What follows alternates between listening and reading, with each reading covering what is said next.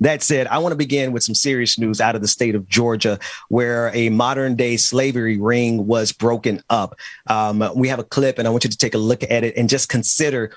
I want you to, as we watch this, I want you to start thinking about the depravity that's at work behind greed. Take a look in.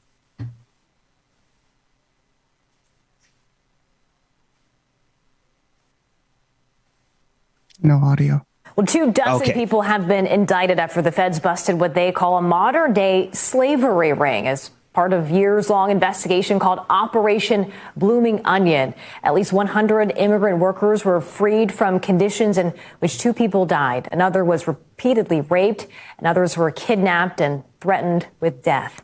Southern Georgia, the Justice Department says exploitation of the workers included being required to dig onions with their bare hands, paid 20 cents for each bucket harvested, and threatened with guns and violence to keep them in line. The workers were held in cramped, unsanitary quarters and fenced work camps with little or no food, limited plumbing, and without safe water. Thank you for having me. Officials told me and my colleague Phil McCausland that this is one of the country's largest human trafficking and visa fraud investigations. Investigators say that for years, these individuals brought Mexican and Central American immigrants to the U.S. under false pretenses and forced them to work in brutal conditions.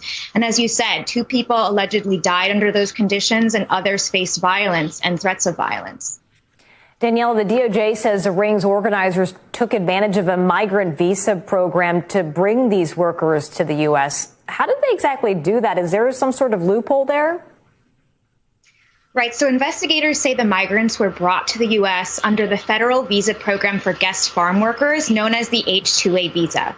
So last year, an NBC News investigation that I was a part of found that as this program has grown, it's left more guest workers vulnerable to abuses. So while federal laws are supposed to ensure decent working conditions, guest workers themselves and advocates say victims are reluctant to speak out about abuses when the employers are in charge of their housing, transportation, pay, and of course, ability to stay in the U.S. Yes, so the charges in this case are related to forced labor, mail fraud, money laundering, and conspiracy to commit such crimes. And defendants face charges that can carry up to a life sentence.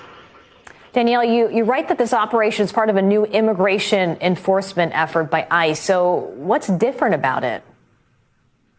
Right. So ICE said this investigation shows a shift to a focus on cracking down on bad employers who are exploiting people because of their immigration status through such brutal work conditions, lack of payment, and other abuse in order to maximize profits.